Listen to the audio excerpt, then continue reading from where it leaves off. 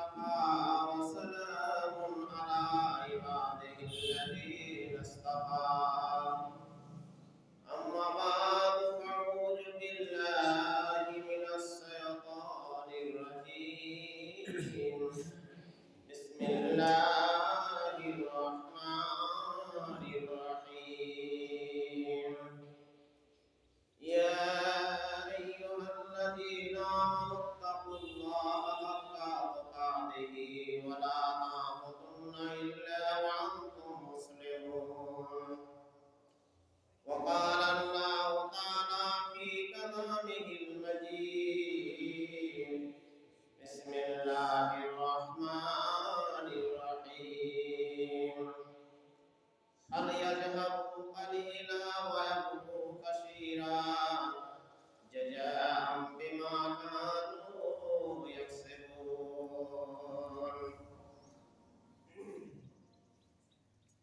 ইসলাম দিল মানবে শিক্ষা ইসলাম দিল মানবে শিক্ষা গরু লাগিয়ে বিশ্ব প্রতিনিধি তুমি এই ধরনের নয় তুমি নিঃস্ব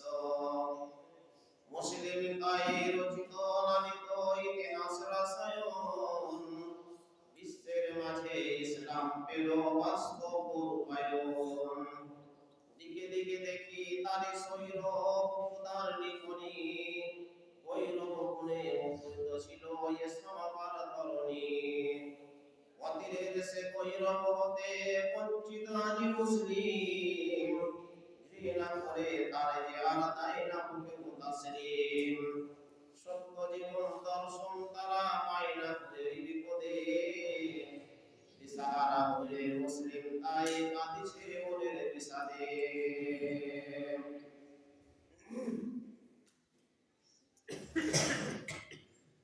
সমস্ত প্রশংসা ও মহান করুণাময়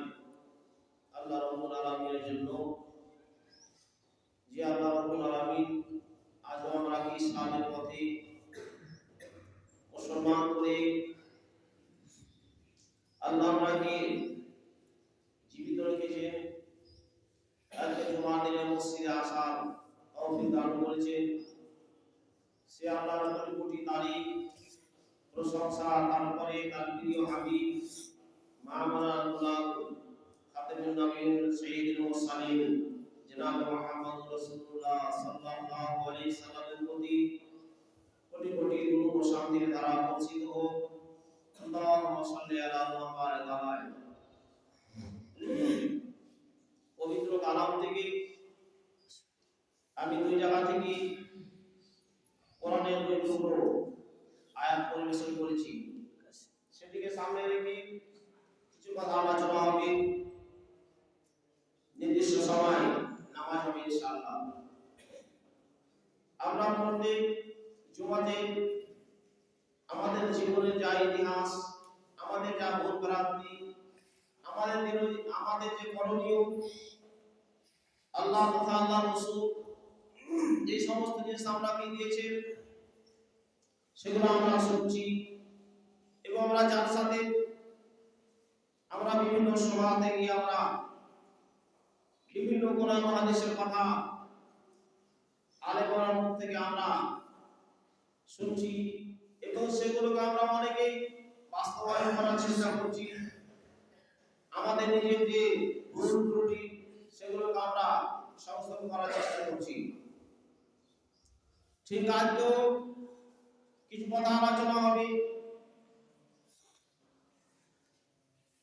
দিনের কথা আল্লাহ রাব্বুল আলামিন তার নবী দ্বারা দিয়ে সারা বিশ্বের মানুষকে বলেছেন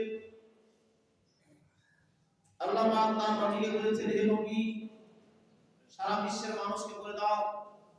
ইয়া আইয়ুহাল্লাযীনা আমানু যে সমস্ত মানুষরা ঈমান নিয়ে এসেছে যারা আল্লাহর প্রতি ঈমান নিয়ে এসেছে নবীর প্রতি যারা ঈমান নিয়ে এসেছে যারা ফেরেশতাদের প্রতি ঈমান নিয়ে এসেছে যারা কবরের প্রতি ঈমান নিয়ে এসেছে যারা নিয়ে এসেছে যে আমাকে মরতে হবে দুনিয়া ছেড়ে আমাকে চলে যেতে হবে নির্দিষ্ট সময়ে এবং আমি যে দুনিয়াতে চলাফেরা করছি সেটা যে ভালো মন্দ কোনো সময় অসুখ হয়, কোনো সময় শান্তিতে বসবাস করি। এর উপরে যে বিশ্বাস রেখেছে, ঈমান রেখেছে, সে সমস্ত মানুষকে আল্লাহ ডাক দিয়ে বলেছেন আমানু, যারা এই সমস্ত জিনিসের প্রতি ঈমান নিয়ে এসেছে সেই সমস্ত লোক আল্লাহ বলছে উত্তাকুল্লাহ, বলছে হে ঈমানদার ব্যক্তি, তোমরা তো ঈমান নিয়ে এসেছো, আল্লাহ রাসূলকে তোমরা মেনে নিয়েছো, তারপরও তোমরা কি করো? আল্লাহকে ভয় করো। প্রতিটা জিনিসে তোমরা ভয় করো, পদে পদে ভয় করো, চলাতে ভয় করো, বলাতে ভয় করো, নামাজের মাধ্যমে ভয় করো, ব্যবসা জিনিসে ভয় করো, বিছানায় ঘুমাবে তখন ভয় করো, পেশাব পায়খানা যাওয়া তখন ভয় করো, মাঠে ঘাটে অফিস আদালতে যখন যেখানে যে কর্ম থাকবে তোমরা আল্লাহকে ভয় করো। সবসময় জেনে রেখো যে আল্লাহ রাব্বুল আলামিন আমার পিছনে আমার সাথে দুইজন বডিগার্ড রেখেছেন, যে দুইজন বডিগার্ড তারা সবসময় যখনই কথা বলছেন, যখনই কাজ করছেন, যখন আপনি যেখানে যান আপনার কথা বন্ধ হচ্ছে আল্লাহর দরবারে। অতএব আল্লাহ বলছেন উত্তাকুল্লাহ, তোমরা ভয় করো আল্লাহকে, হাক্কা তুকাতিহি ওয়ালা তামুতুন্না ইল্লা আনতুম মুসলিমুন। হাক্কা তুকাতিহি, তোমরা সবসময় হকপন্থী হয়ে থাকো, হকের উপস্থিত থাকো, তোমরা হক জায়গায় দাঁড়িয়ে থাকো। ওয়ালা তামুতুন্না, আর তোমরা মরিও না, দুনিয়া তোমরা ছেড়ে দিও না। আল্লাহ বলছেন দুনিয়া ছেড়ে না, কবরে আসিও না, হাসরে আসিও না। ইল্লা আনতুম মুসলিমুন, যদি কবরকে ছেড়ে দিতে হয়, দুনিয়াকে ছেড়ে দিতে হয়, ব্যবসা ছেড়ে দিতে হয়, বিবি বাচ্চা ছেড়ে দিতে হয়, ছেলে মেয়ে ছেড়ে দিতে হয়, আত্মীয় স্বজন ছেড়ে দিতে হয়, পিতা মাতাকে ছেড়ে দিতে হয়, গ্রামবাসীকে ছেড়ে দিয়ে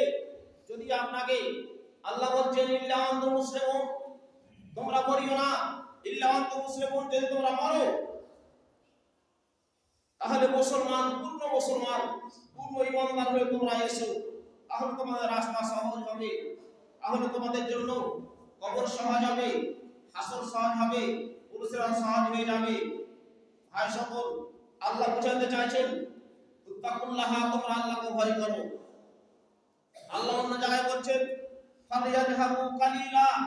ওয়া ইয়াবকু কাসীরা জাযাআম বিমা কানু ইয়াকসিবুন। খেয়াল করেন আল্লাহ রাব্বুল আলামিন বলছেন ফালিয়াযহাবু কালিলা, আল্লাহ বেশি বেশি করে বলেছেন এই দুনিয়াটা যে আমরা বসবাস করছি এই দুনিয়াটা অল্প। আমি আপনি 60 70 80 90 100 বছর আমরা বয়স পাই, যদি 110 বছর 105 বছর 102 বছর কেউ বেঁচে যায় তাহলে সিনেমা রেকর্ড করে নিল, তার কথাটা আলোচনা হয়।